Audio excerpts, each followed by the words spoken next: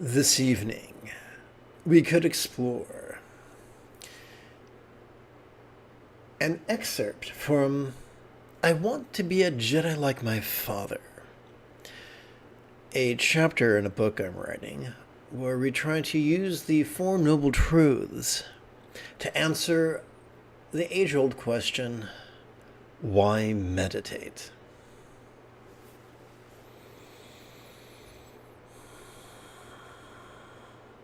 Then we'll meditate.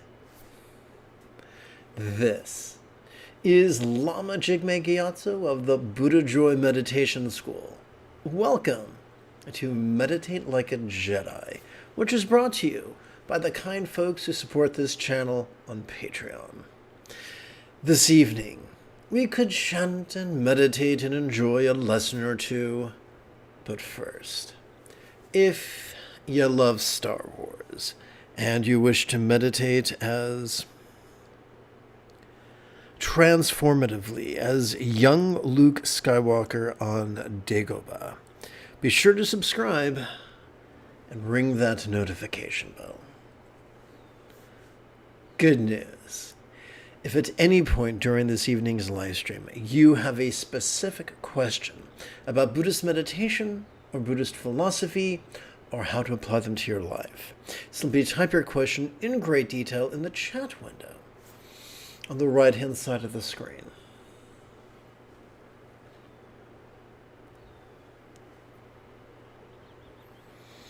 Let us take a look at the 10th paragraph. The third, fourth, and fifth rules of the Buddha's Eightfold Path are quite simply kind communication, kind conduct, and kind commerce. These three comprise the very essence of ethics or sila. A poignant quip attributed to Einstein is, and I paraphrase, any educated idiot can make something more complicated, more difficult, and more violent. It, however, takes a great deal of courage and a little bit of genius to go in the opposite direction. Yang or patriarchy loves the contrivance of collecting hundreds of rules. Yin or matriarchy spontaneously chooses the simplicity. Take two. Yin or matriarchy spontaneously chooses simplicity, such as reducing all of ethics to these three simple ideals. Perhaps that is why the great Karma Jigme Rinpoche wrote that the essence of ethics was nothing other than non-violence.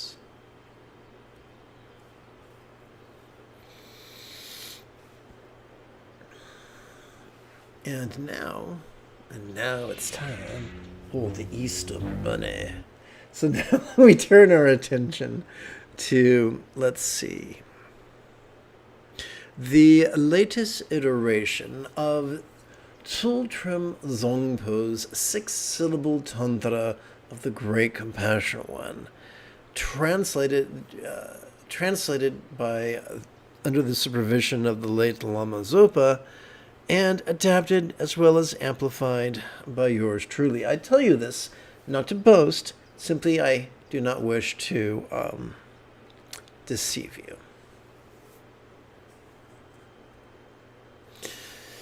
I bow to the great compassionate one. So let's do this real quickly. To me it's just a whole lot of fun to knock out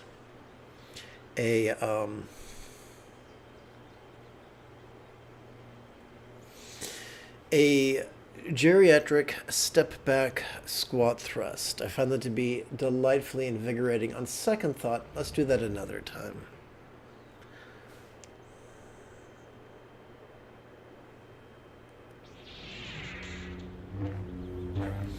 And let's continue. I take refuge in the protector Chenrezig, and for the sake of the 6 types of mother transmigrators generate bodhicitta.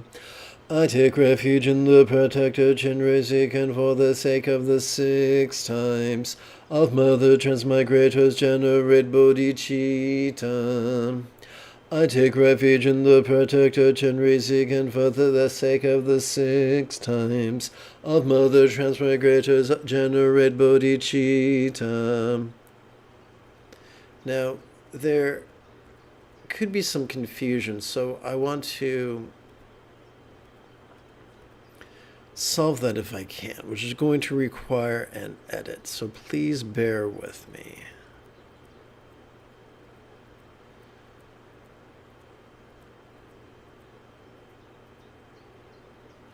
One moment.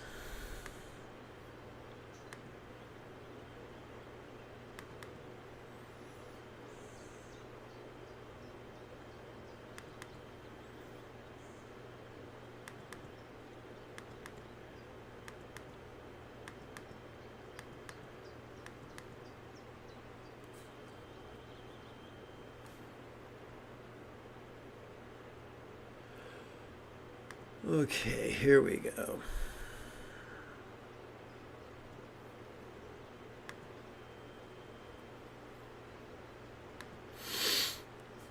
So we've just explored a noun in Tibetan, Chenrezig. What does that mean? So I'll take a moment to explain that.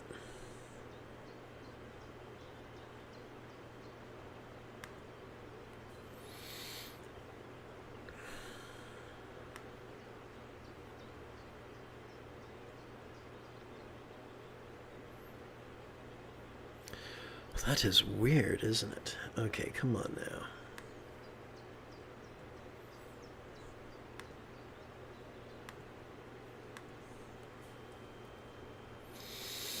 Consider, if you will, a photograph of a statue of an oddly dressed fellow with what looks to be 4 arms.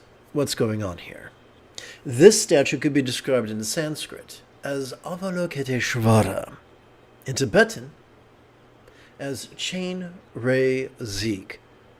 and in English as one who notices the cries of the world, or kind gaze.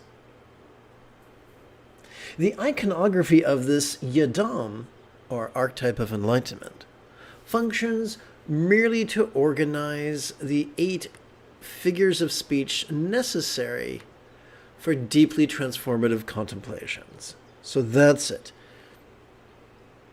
This is a collection of archetypes, and we're going to explore the iconography in just a few minutes.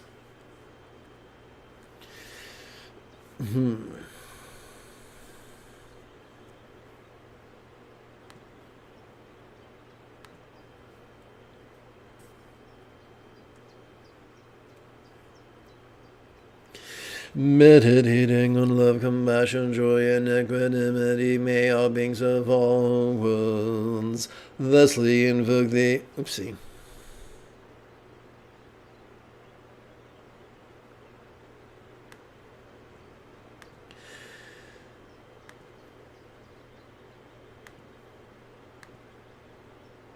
Thusly invoke the archetype great compassion and one mane padme hum.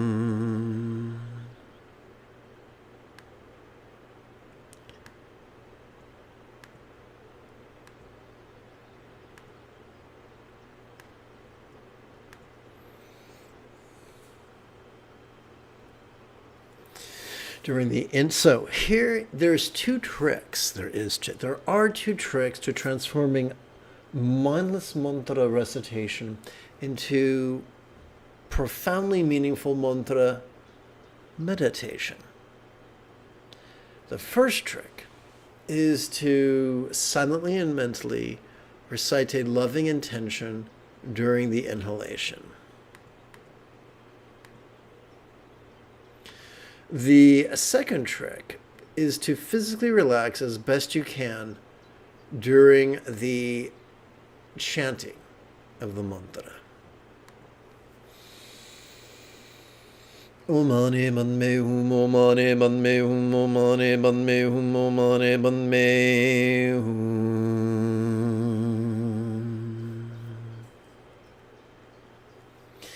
As we relax into our exhalation, we could release what we notice during our inhalation, as if they were as non-graspable as a vast empty void.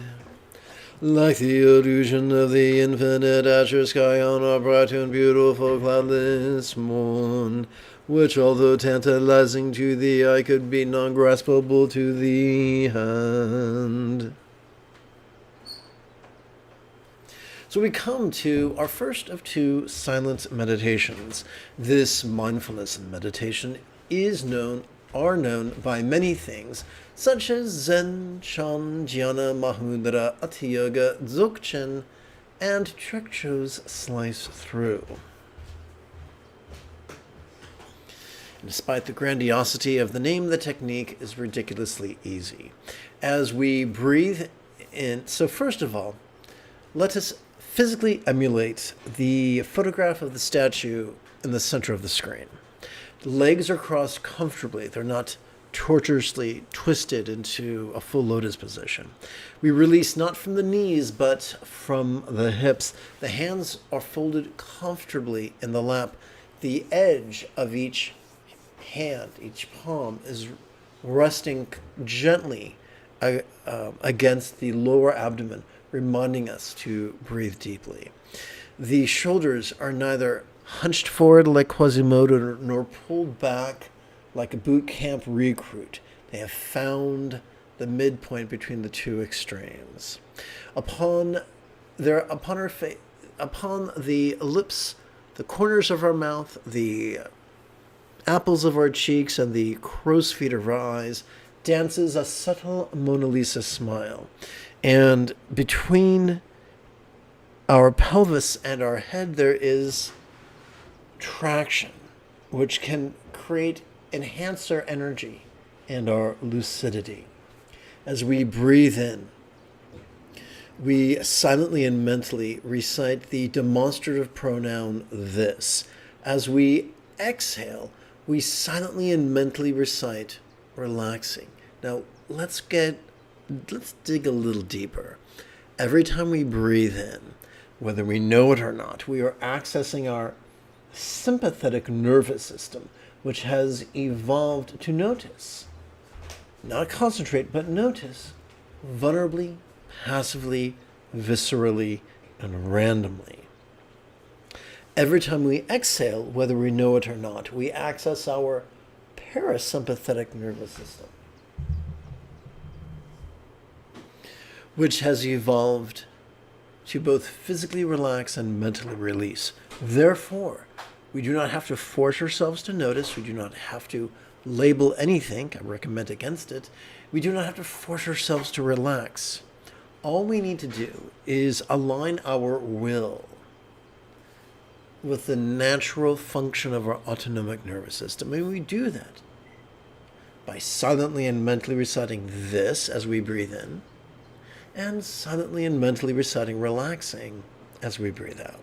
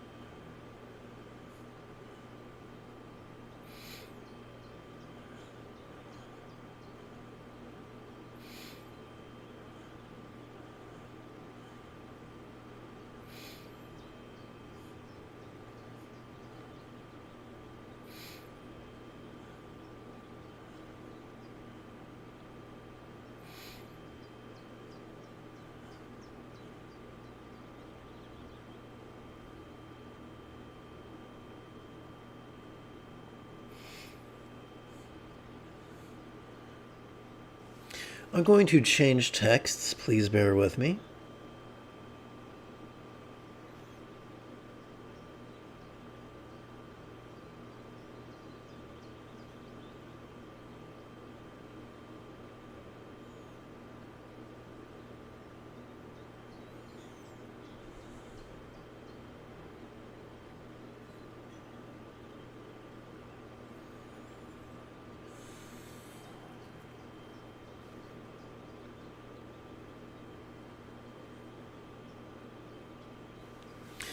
We turn now to the latest iteration of a practice text, or sadhana if you prefer Sanskrit, titled Secular Contemplation, Mindfulness, Meditation, my adaptation of the Anapanasati Sutta. It contains 16 exercises, which can feel a bit overwhelming to entities such as ourselves, which have 5 digits per hand. So it sometimes makes more sense to describe it in terms of one set of 4 contemplations and 3 sets of 4 meditations each. So we start with Dhammasati, also known as Anika Vipassanas, set of 4 impermanence contemplations to help us sustainably let go.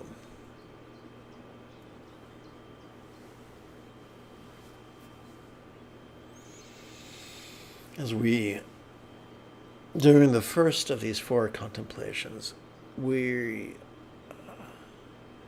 will consider coarse impermanence. During the inhalation, we could silently and mentally recite what? During the exhalation, we could silently and mentally recite the remainder of the rhetorical question, is changing. Now, this question is rhetorical. That means we do not actively seek an answer. The power of this question is felt not in its answering, not in seeking a question, not in seeking an answer, not in receiving an answer, but simply in silently and mentally reciting these words in harmony with our inhalation and our exhalation and our relaxation.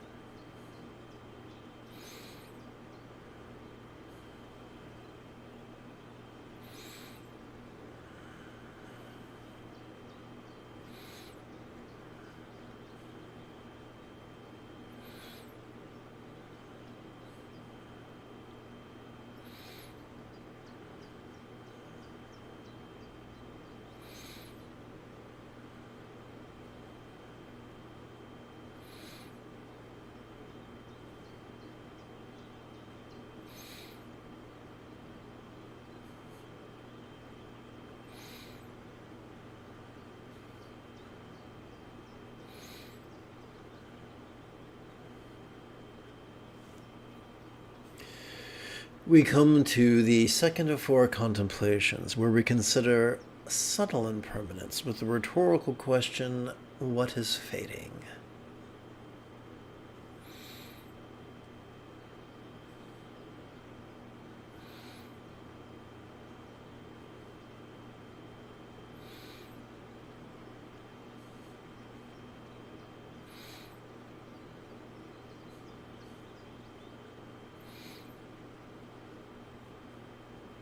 These four contemplations are wonderful when you find yourself hot under the collar, when you find yourself annoyed or anxious or blue.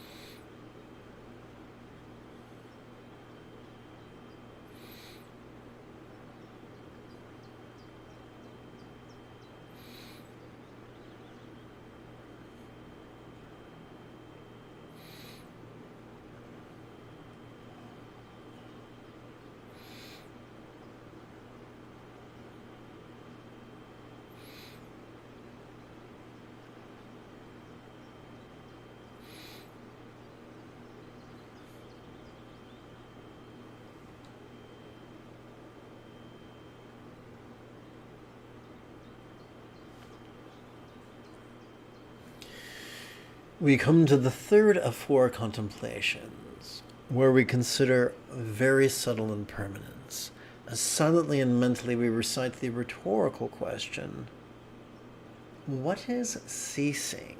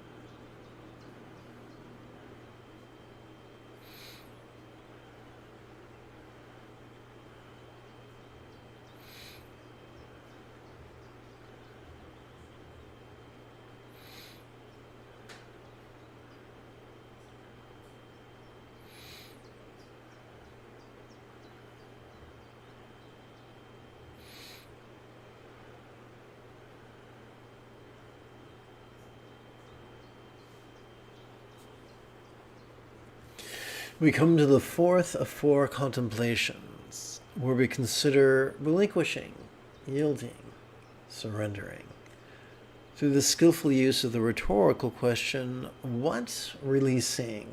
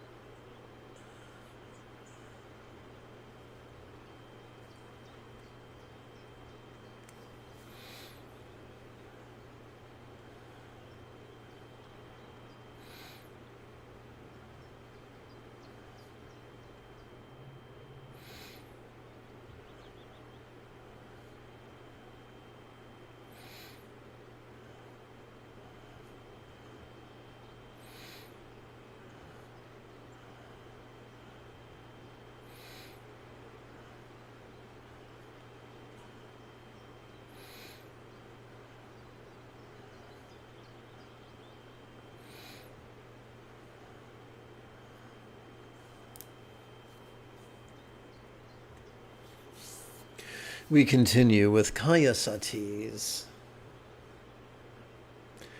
First set of preliminary meditations to center our bodies.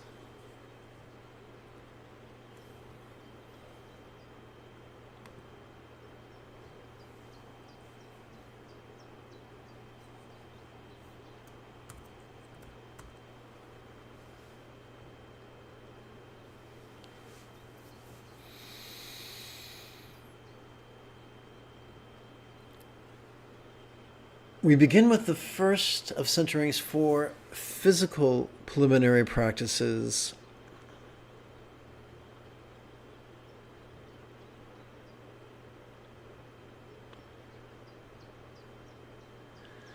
Where we mindfully notice and even investigate our relaxingly long, gentle exhalations.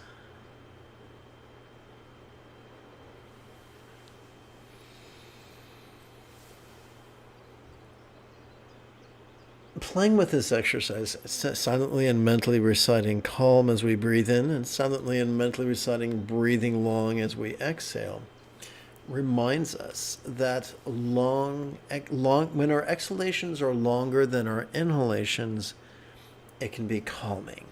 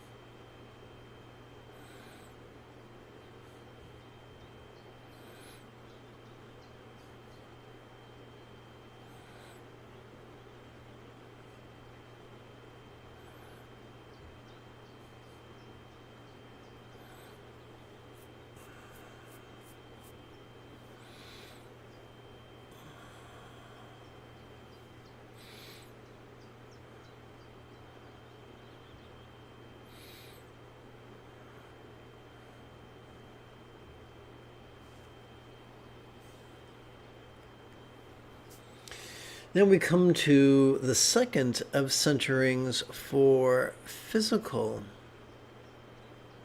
preliminary practices, where we mindfully notice and even investigate the coalescence of our invigoratingly sharp inhalations.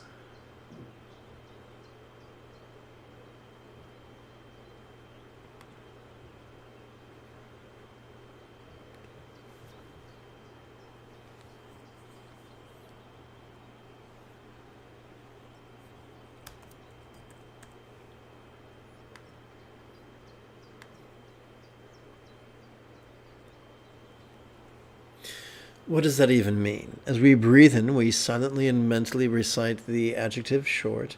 As we exhale, we silently and mentally recite the hyphenated verb energize. Doing so reminds us that when our inhalations are shorter and sharper than our exhalations, it can be invigorating.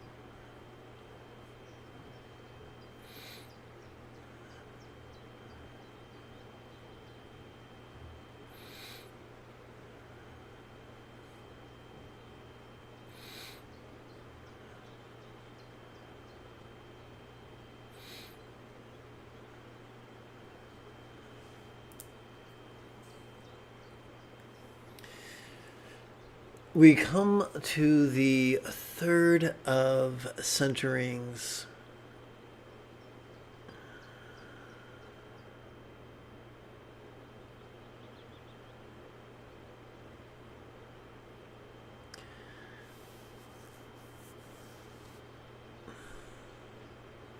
For physical preliminary practices, where we mindfully notice and even investigate our bodies.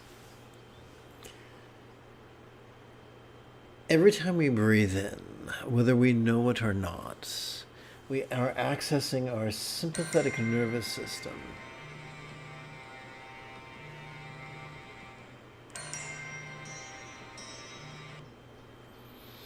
Which is wired to notice vulnerably and passively, viscerally and randomly. So we do not need to force anything. Remember, mindfulness, noticing, is the first of 7 enlightenment factors. Investigating simply means it's the opposite of being defensive. We're going to be curious. We're going to be completely vulnerable to our bodies, whether they're pleasurable or painful or interesting or boring or glorious or grotesque. So the rhetorical question is, feel. Oh, actually, it's not a question at all. It's during the inhalation, we silently and mentally recite the monosyllabic verb feel. And during the exhalation, we silently and mentally recite the hyphenated object phrase, this body.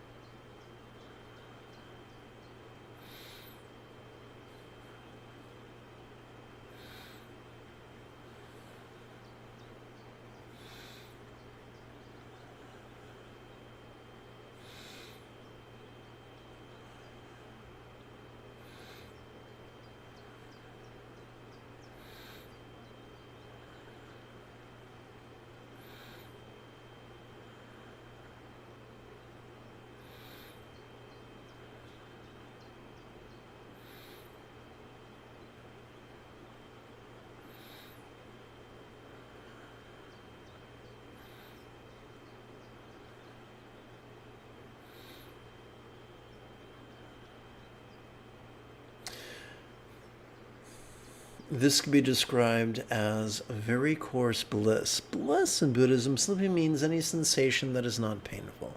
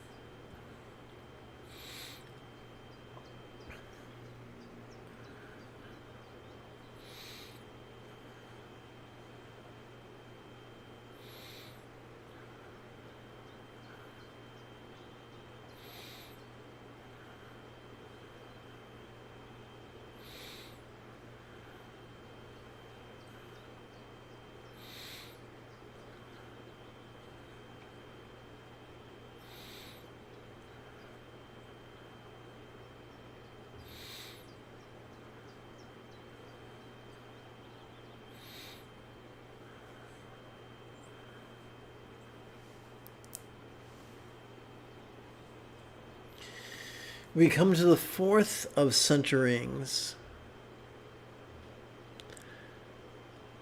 For physical preliminary practices, where we allow our bodies to tranquilly relax. Tranquility, of course, being the fifth enlightenment factor. During the inhalation, we silently and mentally recite the word form which functions, the noun form, which functions as a monosyllabic synonym for the word body.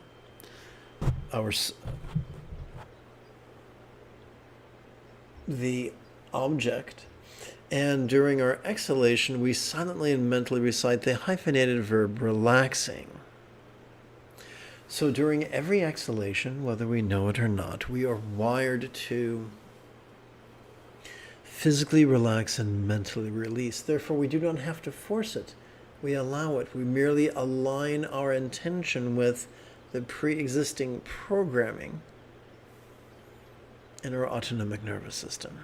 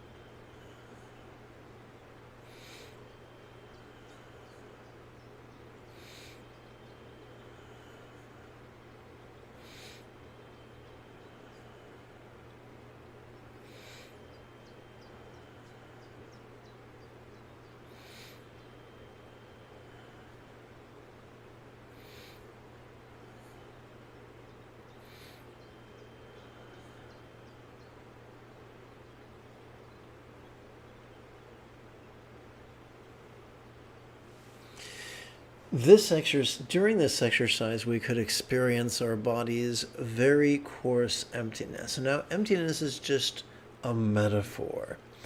Whenever we physically relax into our exhalation, whatever we noticed during our previous inhalation could feel as if it was as non-graspable as a vast empty void.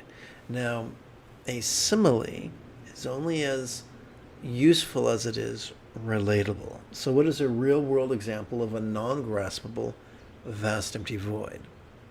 How about the illusion of the infinite azure sky on a bright and beautiful cloudless morn, which, although could be tantalizing to the eye, is non-graspable to the hand?